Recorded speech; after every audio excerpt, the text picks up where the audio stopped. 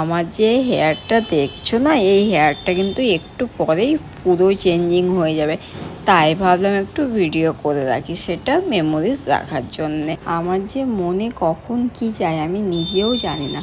অনেক দিন থেকেই ভাবছিলাম যে আমার হেয়ারটা ট্রিটমেন্ট করা। আমার হেয়ারটার উপর না আমি অনেক অত্যাচার করেছি, অনেকবার স্মুথ করেছি, স্ট্রেট করেছি, ক্যারাটিং করেছি, বোটক্স করেছি। এই প্রথমবার হয়তো আমি 1 বছর 9 মাস চুলে কোনো ট্রিটমেন্ট করাইনি, ইচ্ছে করেই করাইনি। 2016 সালের পর থেকে কিন্তু আমি 1 বছর 9 মাস আমার চুলটাকে একটু শান্তি দিয়েছি, নাহলে আমি 1 বছরের মাথায় ট্রিটমেন্ট করিয়ে নিই। কারণ চুলগুলো স্ট্রেট না থাকলে আমার একদমই ভালো লাগে না। তারপর এখানে এসে অনেকক্ষণ বসে থাকার পরে রাখি দিয়ে আসলো, তারপর আমার হেয়ারের উপর আমার কাজ শুরু হয়ে গেছে। দেখতেই পাচ্ছি স্টেপ বাই স্টেপ সব প্রসেস করা হচ্ছে।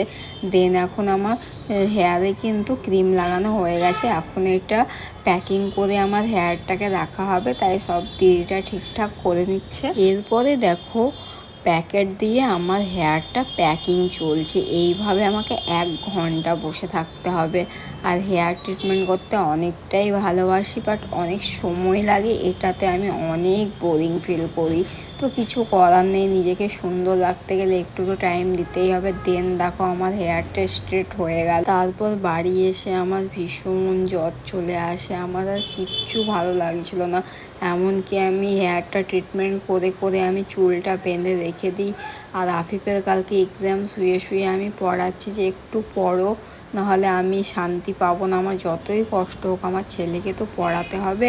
তো আমি আর তোমাদের সঙ্গে হেয়ারের কোনো ভিডিও শেয়ার করতে পারিনি যে আমার কেমন আছে হেয়ারটা, মানে কেমন হলো হেয়ারটা ট্রিটমেন্ট করার পরে কেমন হলো তোমাদেরকে আমি আর নিজের ক্যামেরা দিয়ে দেখাতে পারলাম না। বাড়ি এসে আমার জান দেখবো না আমার হেয়ার দেখবো, তখন মনে হচ্ছে আমি কিচ্ছু তাকিয়ে দেখবো না আমার হেয়ারটা নষ্ট হলো না কি হলো, যা হবে হোক।